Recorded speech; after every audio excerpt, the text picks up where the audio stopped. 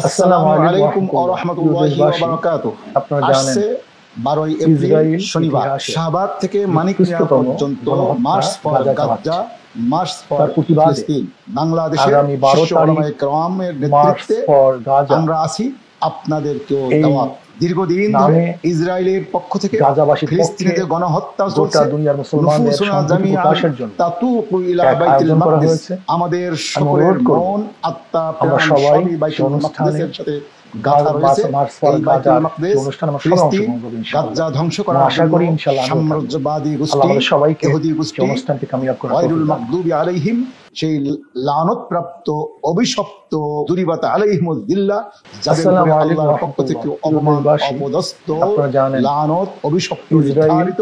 আসুন আপনি আমি সকলে আগামী 12 তারিখ গাজা চালাতে শাহবাগে একত্রিত হয়ে গাজা ফিলিস্তিন আগামী 12 তারিখ জন্য মার্চ জোর ফর আওয়াজ গাজা তুলি।